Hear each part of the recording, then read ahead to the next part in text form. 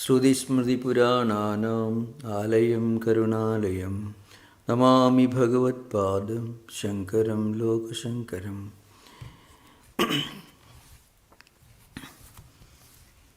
We have already completed one important theme or topic of this text, the first stage, where the author gives a very beautiful description of the uniqueness of human life, how it is important that we should have a higher, sublime spiritual goal, and how that helps us to begin our spiritual journey. And in the process, 4 important qualifications called sadhana, sadhushtayam, already mentioned. Now here, this subject continues.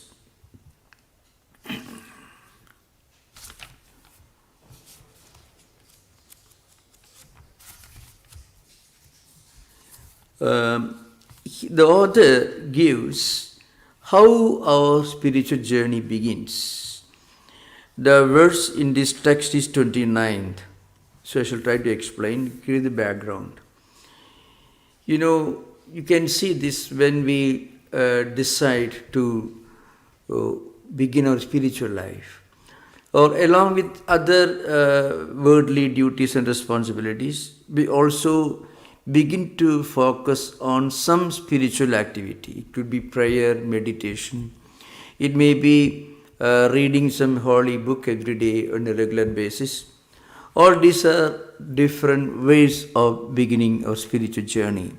Or maybe karma yoga. Karma yoga is the classical example. It means what normally when we do our work or duty and responsibility, we have a definite goal in our mind. We fix a program, a plan, and then we proceed. And of course, we have a strong desire to reach the expected results. Now, the same work if you do as karma yoga, without any selfish desire, then what happens? That's one way of beginning spiritual journey according to Yoga Sutras.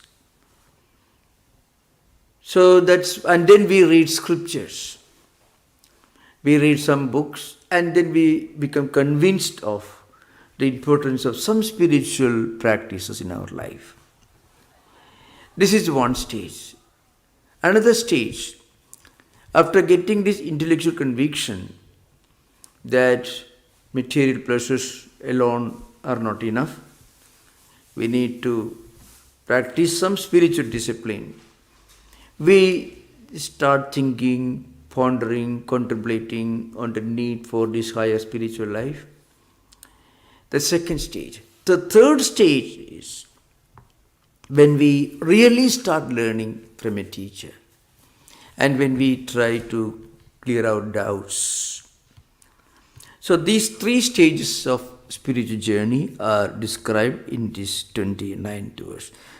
Manda madhyama rupapi vairagyena shamadina prasadena guroseyam pravruddha suyade phalam. This is just an introduction.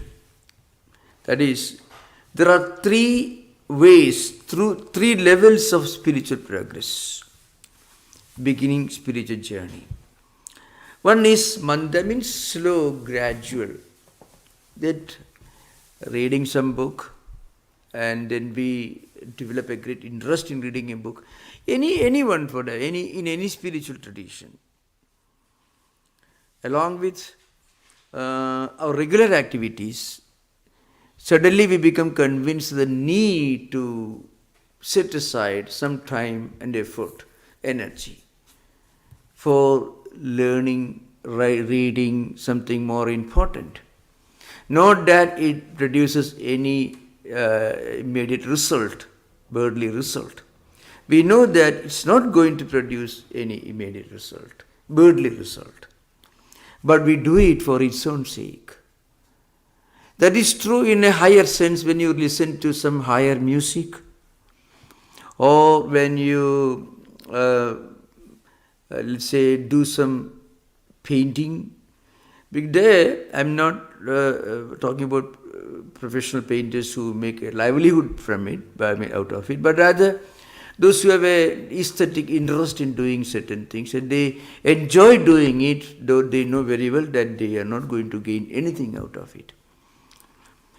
This is, of course, a very worldly level, but when the same interest is diverted to spirituality, reading Gita, Upanishads, or whatever tradition we may belong to, Dhammapada or the Bible, any of these. When you read books, you have to remember, books contain a lot of things. The Old Testament is not, if you read Deuteronomy or if you read Leviticus, it's not a very, very interesting. If Hindu Puranas are there, full of big battles and stories of kings and emperors, conquest. There are stories.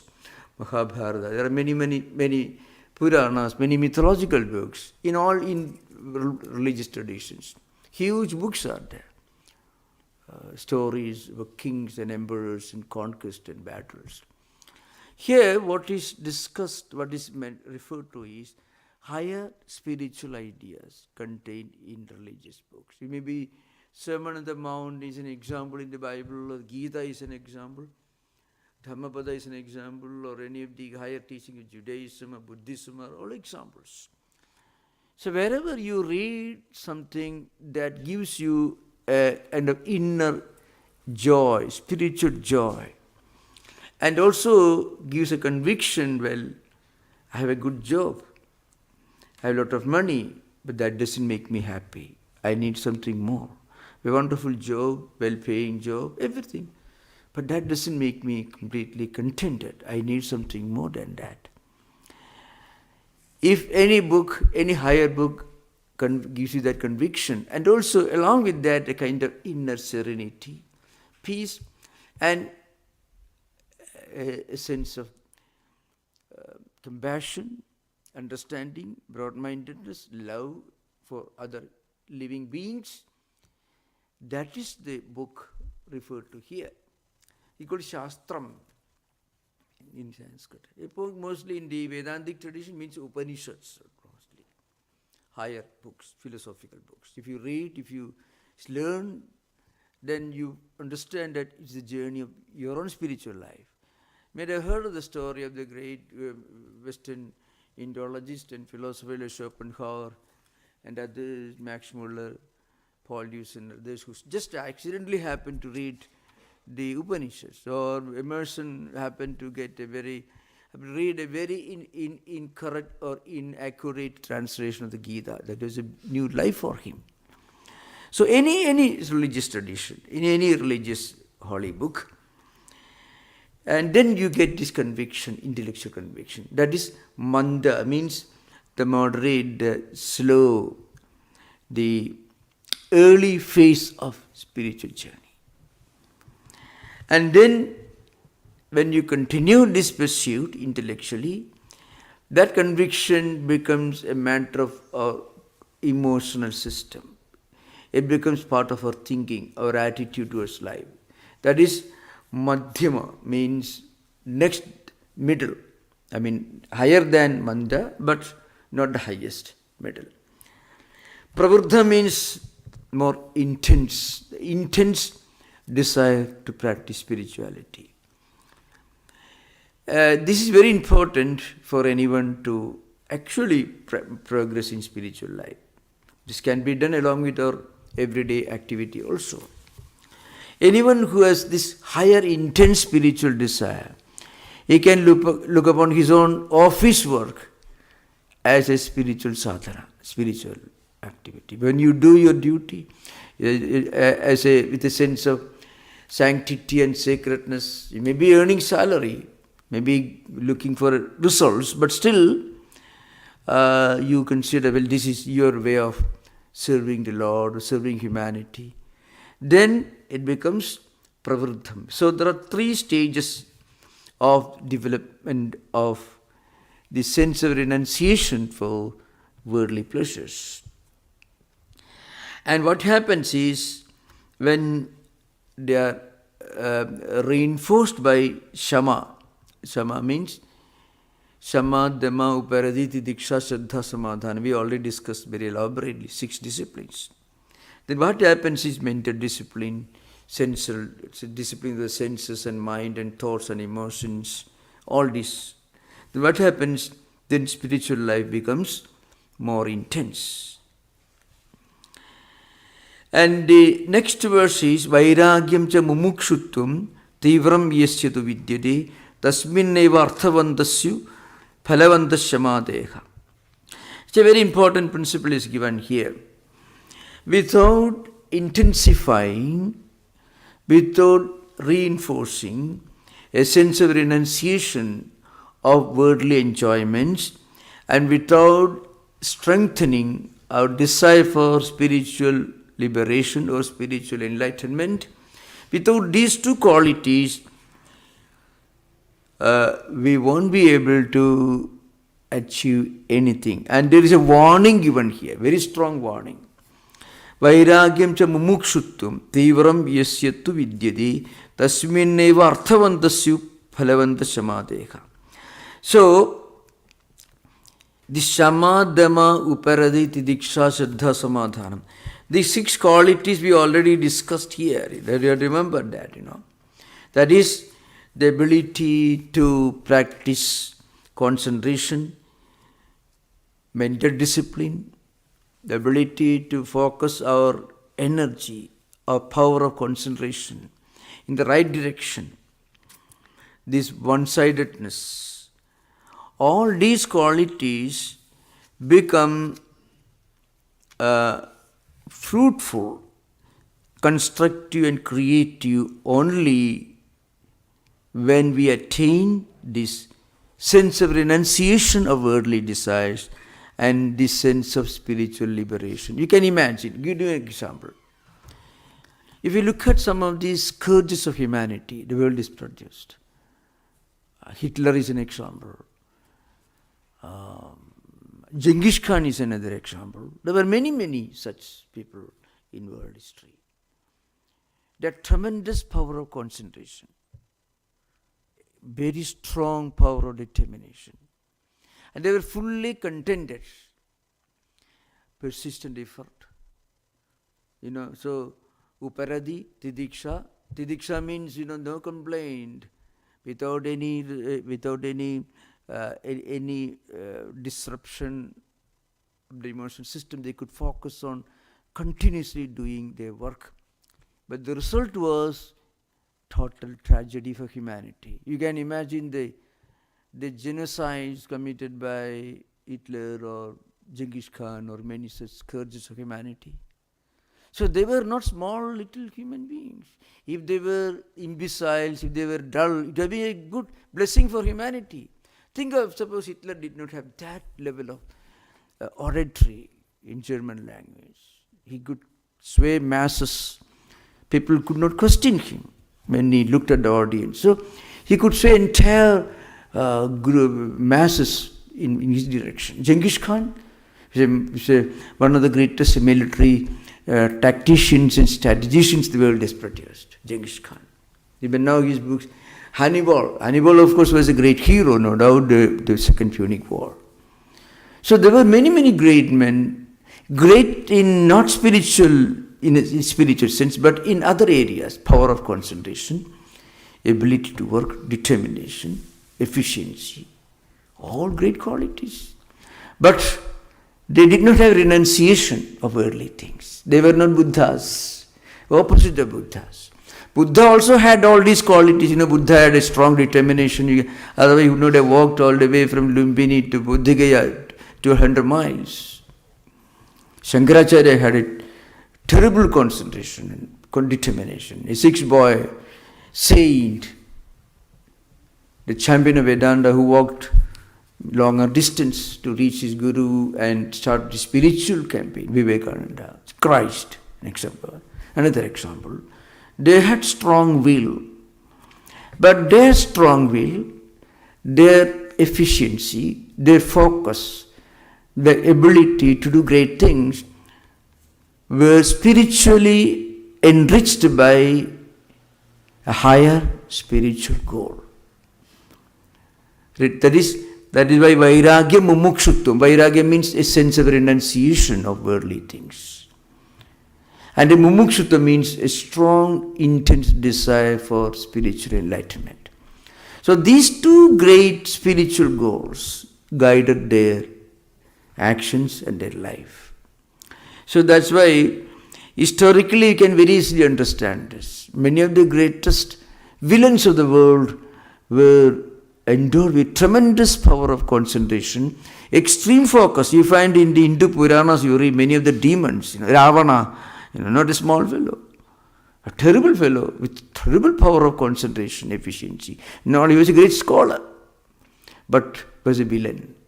So that's why Shankaracharya says, Vairagya Mumukshutvam, Tivram Yashuddha Vidyate.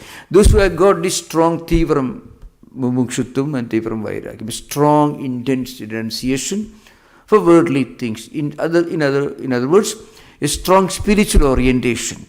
And also Mumukshutvam, diverting all their resources towards a spiritual goal. For such people, this Shama, Dhamma, all the 6 qualities that we discussed earlier will be a boon, will be a blessing. For others, those who don't have any sense of spiritual renunciation or spiritual orientation, it will be a problem for them and problem for others also. So there is a funny story, little humor, but it's a very famous story in Hindu Puranas. There was a demon, a very evil person called Bhasmasura. So Bhasma means ashes, When you burn wood, it becomes ash. So this demon, Asura means a demon, an evil person. So, he was a man of tremendous determination, self-denial, great austerity, but he had a terrible evil purpose. So he went on doing austerity, did meditation, concentrated a long time. Finally, Shiva appeared to him. He was meditating on Shiva. So that is a story, but the story has got a message behind. That's why mythological story. So Shiva appeared before him, and this man, Shiva thought this man will ask maybe first, I should be able to meditate. I should become a good person. Maybe at the most, maybe he may have a desire to live a happy family life. Maybe poor Shiva thought maybe this fellow will ask for something good as a boon. Shiva asked him, you can ask for any boon, I shall give you. Any boon I shall grant you. And this man asked, see, whenever I place my right hand on somebody's head, that person should die immediately. He should be burned to ashes. This is the boon I'm asking. So Shiva had to do it because Shiva had promised, whatever you ask, I shall give you. Finally, he gave it to him, the demon. And he tried to practice this on Shiva's head itself. And he had to run away here and there because this fellow was chasing Shiva. And now, frequently in India, in children's stories, mythological stories, these stories taught. You find pictures, funny pictures. So this demon chasing poor Shiva, the Hindu deity, to test his ability on Shiva's head itself. Shiva ran away and he chasing him. Finally, Shiva knew that Vishnu was more shrewd. He can tackle this crooked fellow. So Vishnu appeared and then he asked this demon, so why are you running after Shiva? He granted this boon and I want to make sure that it really works. The Vishnu told him, what a fool you are. The Shiva, he can't do whatever boon he gives, it won't work. Don't believe in all this. Don't believe in all this rubbish. You can test yourself. Put your own right hand on your head. Nothing will happen, I can show you. And the poor fellow did not have much brain. So he put his right hand on his own head and he was killed. He was burned to ashes. So frequently you find in Hindu Puranas, many men worked very hard, did a lot of austerity, including meditation, to attain some spiritual powers which became a curse for them and a curse for others also. That's why the author Shankaracharya says, Vairagyam cha mumukshuttum. So a strong sense of renunciation and a strong sense of higher spiritual goal and a strong desire for spiritual enlightenment. These are essential for anyone who gets this power of concentration, self-control, sense control, all these qualities are necessary. And then there is, of course, to reinforce this idea, there is a verse from another book of Shankaracharya. It is also a book on Advaita Vedanta. Kakasya vishthavat asahya buddhi bhogeshu sa tevra viraktirishyate virakti tevratva nidanamahu bhogeshu doshekshanameva santa. So very interesting, it's a very famous verse, and that's why I'm quoting this. It says, how do we develop a sense of renunciation, a feeling, this is enough, I have enough money, now I should divert my attention to something else because money alone cannot give me eternal peace. I got a high office, a profession, that's enough. How do we develop the power to say no to our desires? That's a question discussed here. And of course there is a little imagery in this, Kakasya vishthavat asahya buddhi. So the excreta of a crow is not something desirable. So we can't stand that, the smell, that look. If we ever happen to step on it while walking in the street, we'll wash our feet. Kakasya vishta means the excreta, means the leftover excreta of the crows. An example given. Like that, we should have a sense of abhorrence, dejection, and then mind turns away from these worldly desires.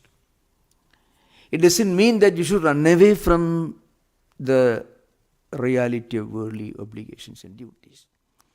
But if you want any kind of spiritual progress and even peace of mind, then we have to develop a sense of abhorrence to greed, to selfishness. Well, selfishness is not something that I like. I would like to be unselfish. I would like to develop certain qualities like unselfishness. So the poet gives a very powerful illustration. Our attitude towards greed, towards excessive desire for worldly things, should be that of our attitude towards something that is nasty and dirty lying in the street that we don't want to step over. Kakasya vishta means the excreta of a crow. And then like that, bhogeshu doshekshanam means we should be able to see the drawbacks of excessive desire for worldly enjoyments. Dosha means a drawback, a problem, something imperfect, something wanting. Well, everything in this world is wonderful, but that alone is not enough.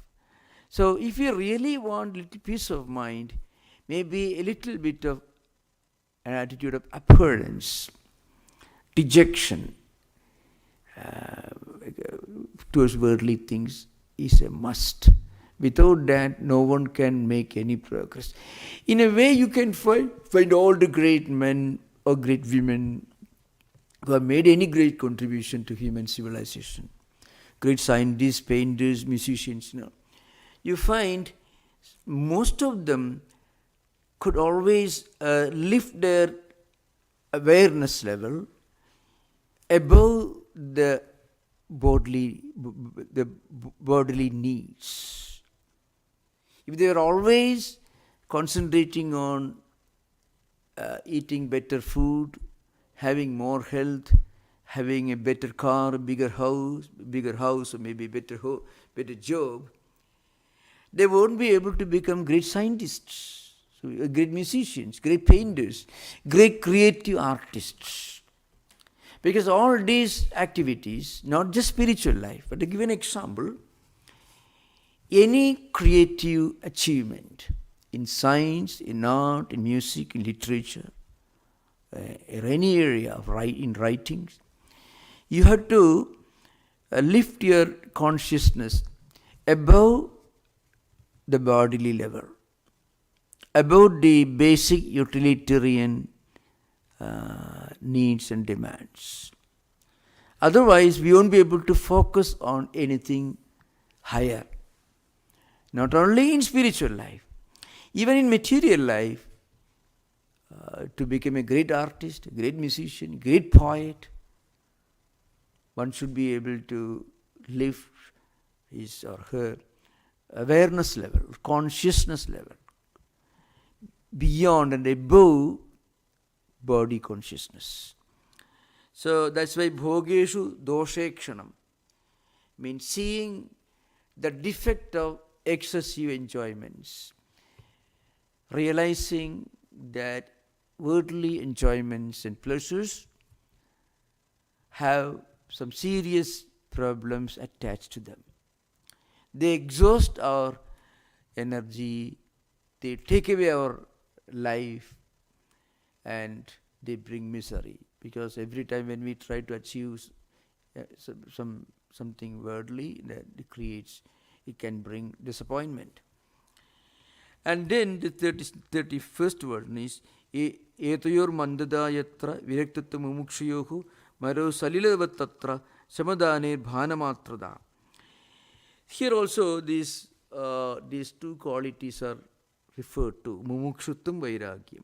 That is, this vairagya and mumukshuttam means a sense of renunciation or discarding worldly things and a sense of higher spiritual enlightenment. Wherever these qualities are not very intense, very superficial. Well, reading a book and we are convinced that these things are not for us. But again, when the book is closed, next minute our mind goes to something else. So wherever the spiritual aspiration becomes very, very superficial, just momentary, not lasting, not having any effect or impact on our thinking, our actions and thoughts,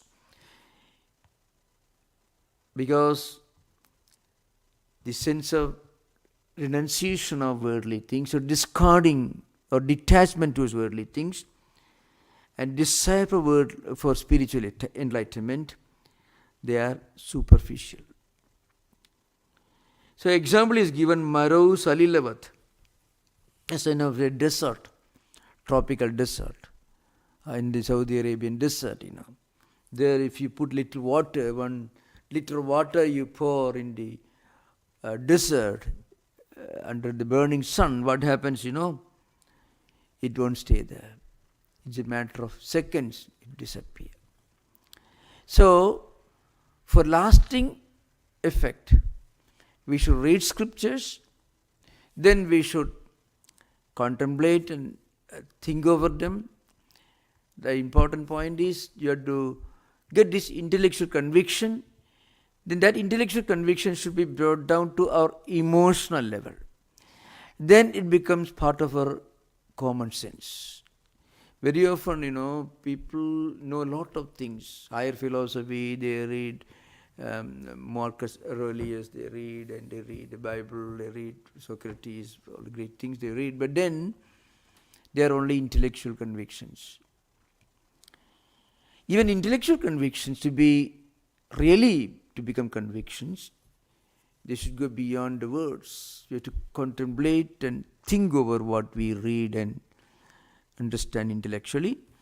And then we should try to practice them. Practicing means, in a way, when we discuss this, and slowly we try to bring those convictions into our daily life, then they become effective. Anyone can practice even in the 21st century. We should never get away with the impression that Vivekachudamani is talking about some higher life-negating ideal of renouncing the world. Not at all. All these qualities are necessary in this 21st century, even to live a happy life in our own professional life. When working, one may be the richest man in the world, still he can practice this sense of detachment. If he is wise enough, he can read any higher book, and they will understand that you may have all the good things of the world, but if you think there is nothing more to achieve, you already got everything because you have got plenty of money, then we are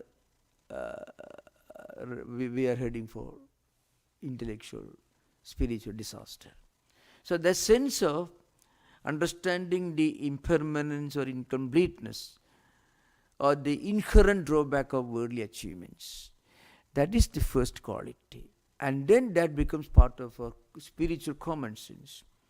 And we'll be able to apply that when we feel dejected. We can say the world is always, by its very nature, imperfect. The world can never, worldly things can never give us happiness and enjoyment for too long. And then there are two verses here, 32 and 33. They are the definitions of bhakti, which actually, in a way, it is slightly out of the context, but still I shall read it out. Moksha karana samagryam bhaktireva giriyasi susarupānusandhānam bhaktihi iti abhidhiyate. This is Shankaracharya's definition of bhakti. Two definitions are given here. One is trying to find out our own true nature, susvarupa, one's own true nature, that we are Atman, we are not just body-mind complex. And this is the essence of bhakti, the definition of bhakti. And among different tools for higher spiritual liberation, bhakti is the most important one. That is what I say. Swami Tattwamayananda bhakti the average jakuhu. This is also the same thing. But remember, sometimes called pratikopasana means when we first try to meditate on some symbol and then finally taking the mind beyond the symbol. Sometimes, the first one is, in a way, it is called nididhyasanam. That means there are three disciplines necessary for any spiritual seeker after having attained the four essential disciplines, which are called sadhana chadushtaya sambhati. It's a bit technical, but I shall try to explain. 7 disciplines are outlined in this text in Vivekachudamani for any spiritual seeker. So, the first 4 disciplines are mentioned in the 19th verse onwards. They are called sadhana chadushtayam, means 4 important instruments, methods. One is a sense of real and unreal, that discerning wisdom, nitya anitya vastu viveka. You can find one should be able to discern what is real and what is lasting, what is its opposite. And then a sense of disregard for the unreal and upholding the real. Ika amutra phalabhoga viraga. Then 6 disciplines called Shama, Dhamma, Uparaditi, Diksha, Shraddha, Samadhana. We already discussed very elaborately. The 4th one is Mumukshutvam, a strong desire for spiritual enlightenment. 4. After that, 3 more disciplines are mentioned here. Now we have to remember, One point, remember, which I often repeat every time when I discuss this subject. It's not that you practice one, then two, then second, then third, then fourth, not like that. When a spiritual seeker begins his spiritual journey, a complete transformation takes place in his life. First, what happens is, his sense of priority begins to change. Along with other things in his daily work and responsibilities, he finds place and time for some spiritual practices. It may be in the form of reading books or prayer or meditation or any kind of unselfish activity. And along with that, you develop these qualities mentioned here. Then you go to a library. Well, before we began our spiritual journey, we never read anything other than just superficial things, attractive thrillers and things like that. Now you may go, at least you may begin with Emerson and Thoreau or Whitman's or Thoreau's. I don't mean to say that Thoreau's Walden is a great spiritual book like the Bible. I won't say that. What I want to tell you is, to be able to read even such a book, one should have a sense of disregard for the superficial thrillers. Otherwise one may go and read thrillers, the Western novels of mid-19th century. You can spend your whole lifetime reading and making full of ourselves. That's possible. Absolutely. Now when you begin your spiritual journey, a new sense of seriousness dawns on our life. Then we may perhaps begin by reading Emerson, Thoreau, Whitman, American context. And eventually you may start reading maybe Sermon on the Mount or anything like that. So you find a sense of priority, higher priority begins our life. After that, what happens? We begin to think, that is mananam. We just don't read something in a superficial way. We begin to think the implication of what the book contains. We want to go deeper into what we read about. And then it becomes higher internalization, higher meditation. So that nididhyas is called nididhyasanam. That is implied in the first definition. Suswarupanusandhanam bhaktihi iti abhidhiyate. And then Pradigopasana is implied in the second one, Swatma Tattwanusandhanam bhaktihi iti avarejyakuh. Now, there is a very important topic being introduced. That is the third topic in this book. It's called Guru Pasatti, means how do you approach a teacher? This is a very interesting part of this, especially when you discuss this in Western context. Ukta sadhana sampannas tattva jijnasuratmanaka upasidet gurum prajnam yasmad bandha vimokshanam. And then there is another. The first one is how to approach a teacher. Now when we talk about teaching and learning, we have to remember, we are not going to a university. When you go to university, you are not necessarily obliged to respect the teacher, have a great regard for the subject you are learning. You are learning the subject, you want a job. Maybe you are already applying for a job, and we are learning something that may help us to get that job. So there is a direct connection between our effort,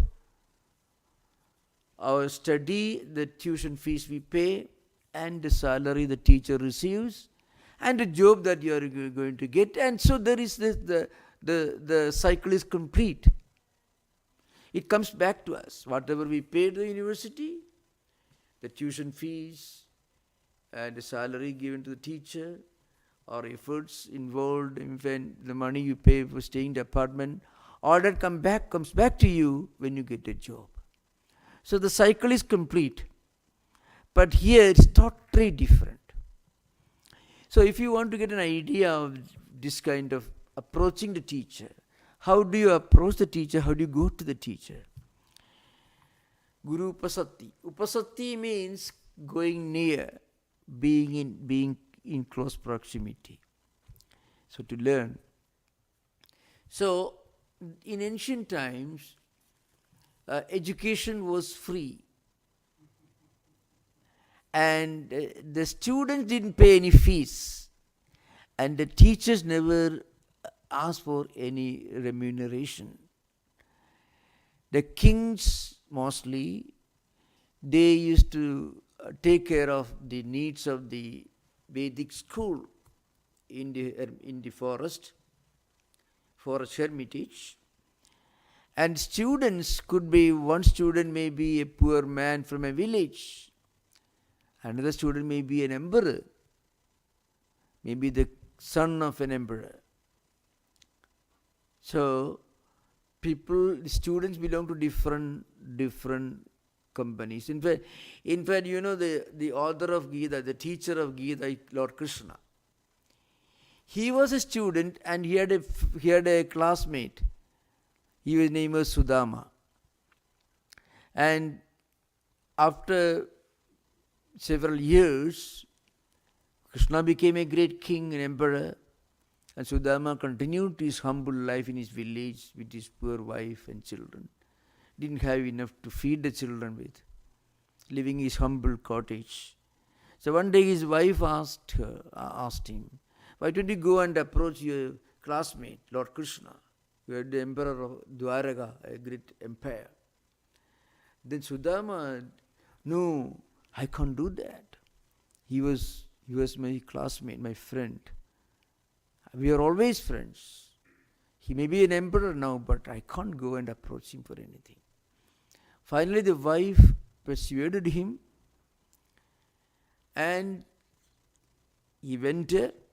He didn't have anything to offer to his friend, meeting after several decades, and he took with him a small quantity of parched rice, which he took with him, and Krishna took that from him and ate a little bit of parched rice. And when this happened, back home in his home, his humble cottage was transformed into a big palace. And his poor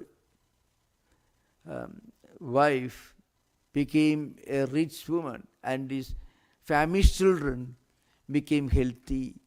You can find that interesting story in Bhagavata Purana. So you can imagine the same hermitage. On the one hand, there is a king, and also there is a humble Brahmin from a village. So that means, that is a kind of scenario we have to imagine here. A forest hermitage, students, peoples coming from different parts of Indian subcontinent. And by the way, not Indian subcontinent. In 4th century, in 2nd century BC, 2nd century AD, a great Chinese student came to India, and he was the first great traveler who came to India after Megasthenes. Megasthenes came in the 4th century BC. He was the Greek ambassador in Emperor Chandragupta's court. The second person was Fahian.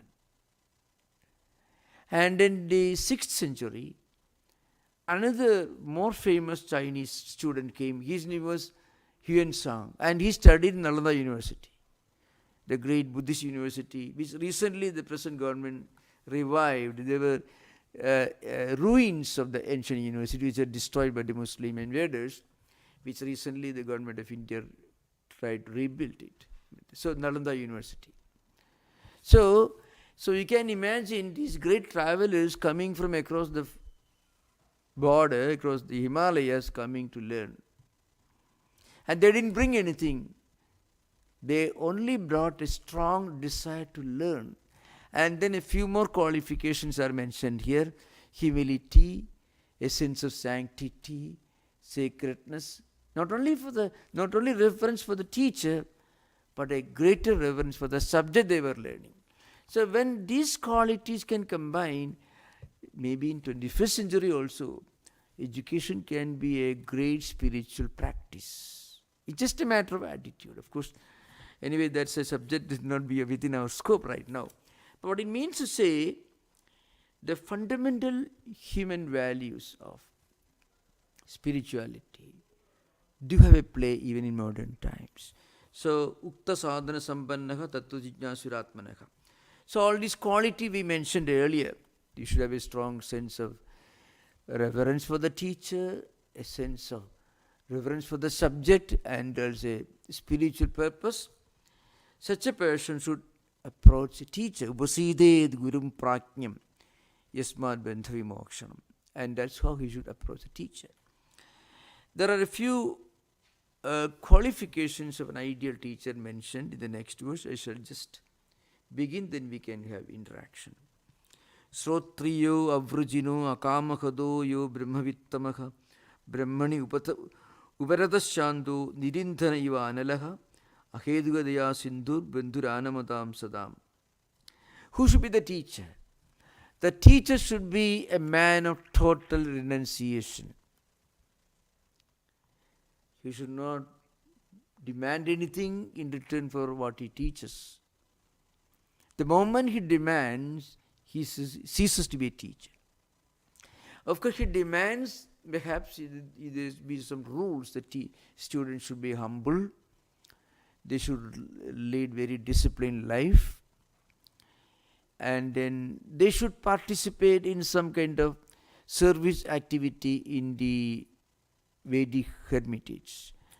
And mostly what they used to do, they used to go around and collect tiny twigs, because samit means, which were used for the homa ceremony, means fire ceremony.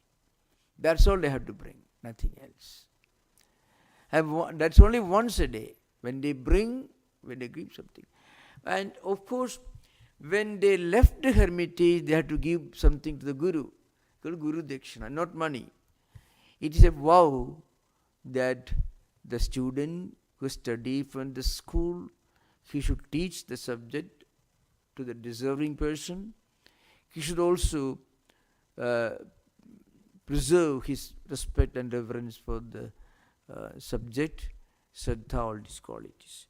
So anyway, this is very interesting. So what it means is, if we can bring in an element of sanctity and sacredness of the subject we are learning, that will influence our own personality, and it can be a spiritually enriching factor in our life. And also reverence, respect for the teacher who is imparting this knowledge. And the whole education, the entire education becomes a spiritual pursuit. Anyway, so I shall conclude by just referring to one convocation address that comes in the Krishna Yajurveda, Taittiriya Upanishad. So the convocation address is this: Vedamanuchi Acharya Andevasina Manishasti Satyam Vada Dharman Chara Satyana Pramidavyan Dharmana Pramidavyan, etc. Then after teaching the Veda, the teacher gives a convocation address. In that convocation address, he instructs the students, you should speak the truth, you should practice truth. And you should practice dharma, you should stick to dharma. And also you should respect and revere your parents, your teachers, and also your guests. Maturdeva bhava, Pitudeva bhava, Acharyadeva bhava, Didideva.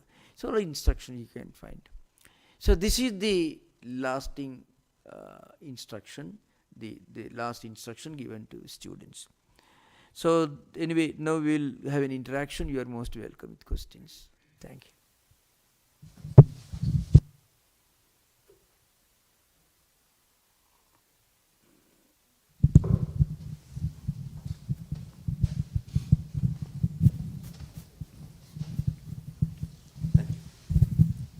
Thank you, Maharaj. Yeah.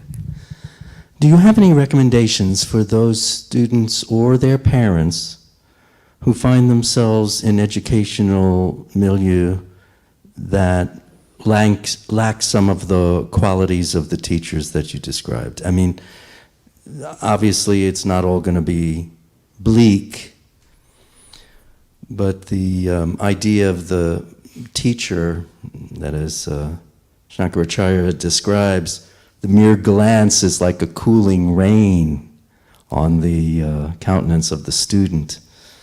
Those teachers are few and far between in modern times in public schools. When I get to ask this question, I recommend to the parents that they create some sacred space after school for the student. But I do remember the living prison that especially the later grades of school can be, as you just put your head down and grind out the time in an environment that lacks many of the qualities that are described in these verses. Do you have any recommendations for those parents trying to help their young people survive the situation? Parents can certainly instruct their children. You won't find the parents are in a better position to instruct children than teachers, because teachers are frequently they're handicapped by the rules and regulations. So I think parents are in a better position to influence students. I think most of the problem, most of the blame should go to the parents. I'm not prejudiced in a way, because when children are growing up, there is, at least during the early years, children will naturally take seriously the parents' instruction. Maybe not after they have reached 15 or 16, but before that, there is one stage where children will naturally take very seriously if parents can instruct them, but that doesn't happen. So the whole family system gets disturbed. But in communities where parents, especially mothers, have greater voice, we can see a clear difference. Families where mother and grandmothers are very can exert their influence on the children, you can find a difference there. That's what in certain communities, certain societies. Certainly parents have a huge responsibility.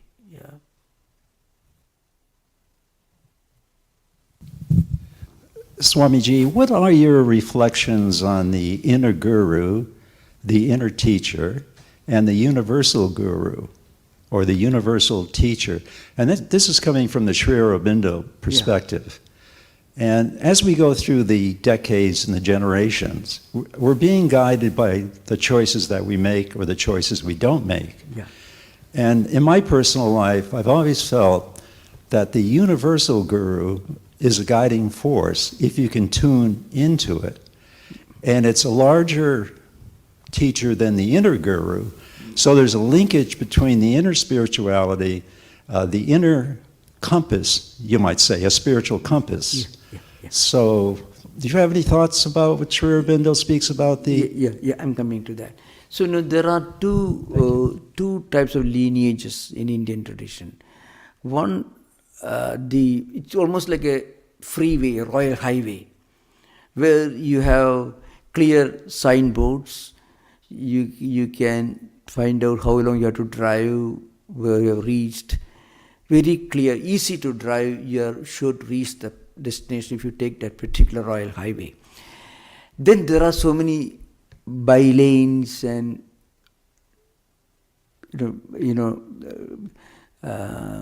narrow roads.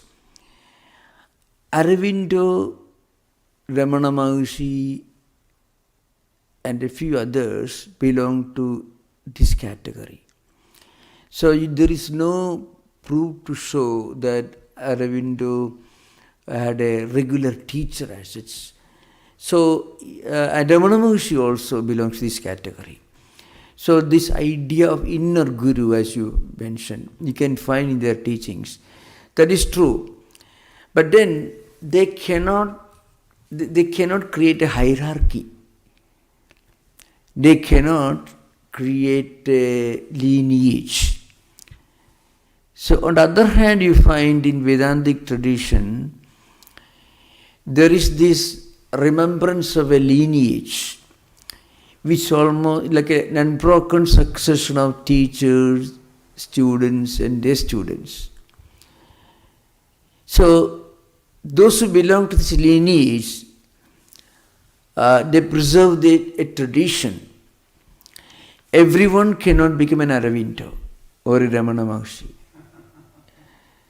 But even ordinary people can slowly evolve and make progress in their spiritual life if they go through this Vedantic training. So it's almost like you begin your education in the small little kindergarten or crèche next to your home. After 30 years, one may find you teaching in Oxford or Harvard. But then you began here. But there are people, maybe Emerson is an example. Many of the teachers of mystics of the 19th century are good examples. They read a book and that was a new life for them. Emerson's happening.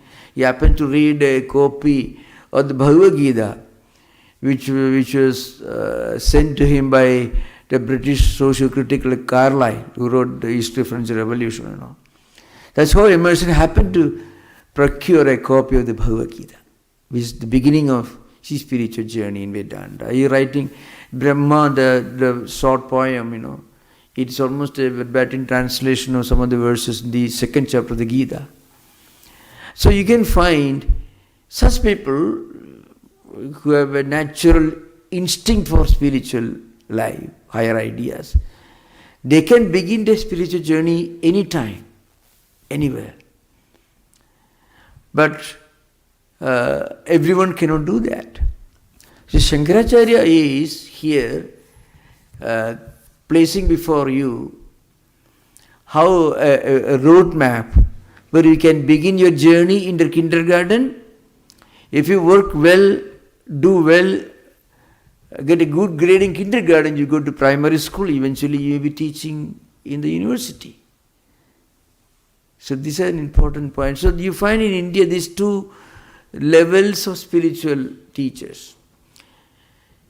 The one category, the epoch makers, because they come, they bring, they don't just say something without referring to some ancient tradition. So Shankaracharya, on the one hand, he interpreted the ancient tradition, practice in his life, and then give to the next generation. They are epoch makers. One may call it, it's almost like you run a ferry ship company, let's say. You have a huge ship that can take thousands of passengers across the river. So Ramana Maharshi, Aravinda, they are like small little boats. The tiny piece of wood you put together and you somehow manage to row and cross the river, but you don't come back, because that cannot be used by many others. But Shankaracharya and others, they are like ships. The ships come back and take you again. Other people also, other passengers also will be taken across the river. That's the main difference. So you can find in many traditions you can find. Somebody you may say, compare like Aquinas or Augustine, how do you compare them with some new age mystics? How do you compare them? So they follow a pattern, and they also created a pattern, a lineage. Everyone may not belong to that. There are others who have their own independent voices. But in every age you can find some new teachers coming and interpreting scriptures in their own way. They are not wrong, but they may not completely follow the lineage. That's perfectly okay, nothing wrong in it. Okay? Yeah. One final question. There seems to be a polarization with spirituality and the material level. Yeah. Sri Aurobindo has spoken about the spiritualization of matter. And for some reason there's this division, this separation. And Mother Earth is an example of her exploitation.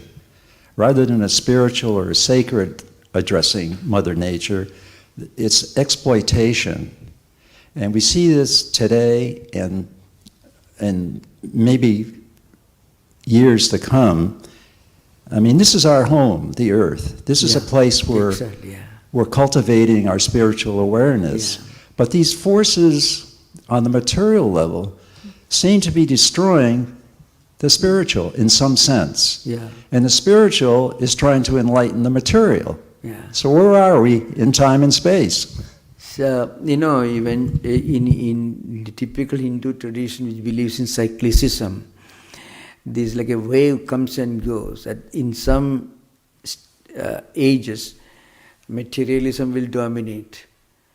And then a spiritual wave comes and spirituality becomes more prominent, more well accepted. But again, the old story continues, because by cycles, waves coming and going, this happens.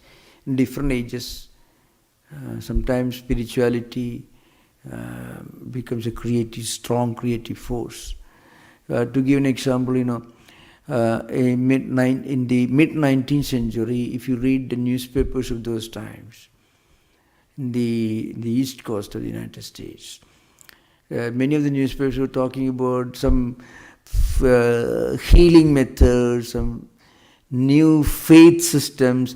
Some of them were quite strange, outlandish, but still people were exploring this Christian mysticism and so on, and find theosophical movement and so on. But today, if you take today's newspapers, which are in a way they reflect the thinking pattern of the society, the intellectual landscape of society. So today you don't find that. You don't find a very good spiritual article on spirituality in New York Times, so you don't find Washington, you don't find. But in 1893, there was a World Parliament of Religion in Chicago. Many of the prominent newspapers of America published articles on different themes discussed in the Parliament of Religion, 1893. So this happens, As we mentioned, materialism becomes stronger in societies. So we can only pray that we should have more people like you who are enlightened and who are vocal, who are willing to come forward and discuss these subjects. Is it true? Thank you.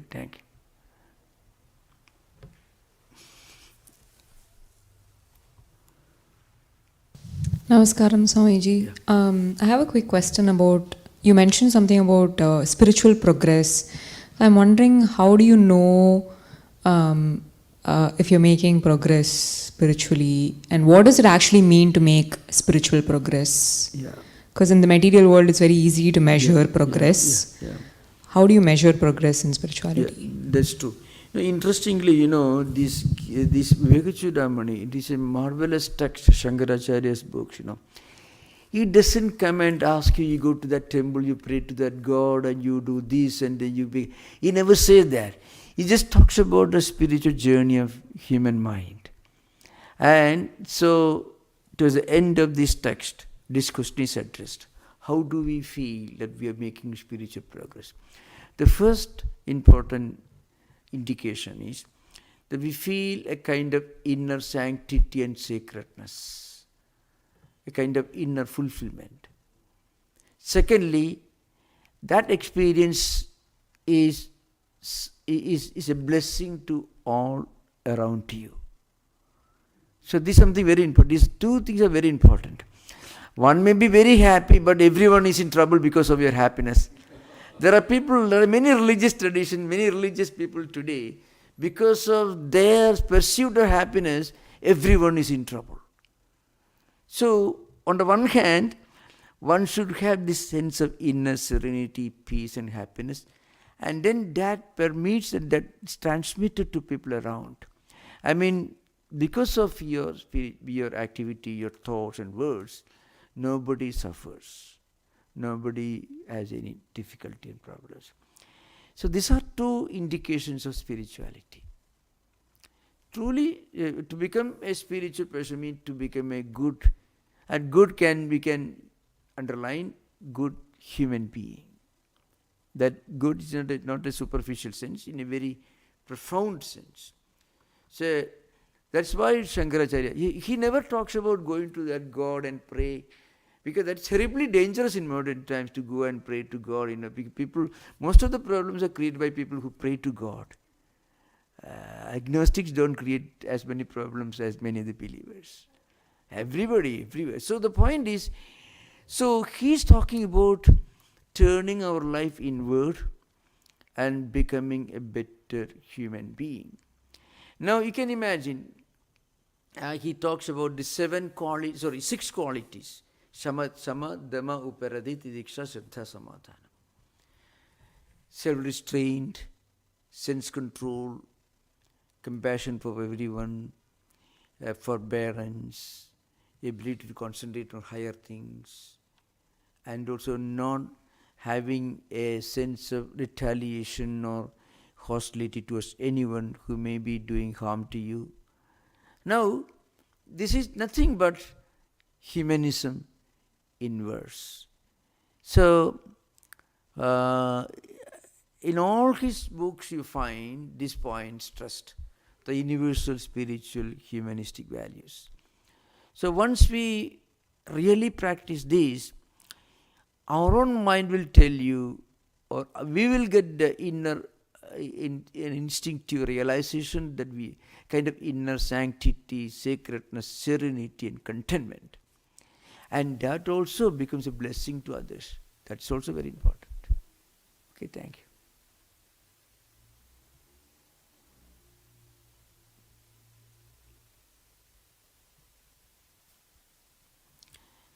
So, I think we have a very wonderful discussion. We'll continue our discussion next week. Thank you. Namaste. Any of you who want this book, there are many versions available, but we have 1 or 2 versions of the same book in our bookstore. Frequently, the title of this book in English is Crest Jewel of Wisdom. That's the title in English. The Crest Jewel of Wisdom by Shankaracharya. Thank you. Om Shanti Shanti Shanti Harihi Om Tat Sat Sri Ramakrishna Pranamastu.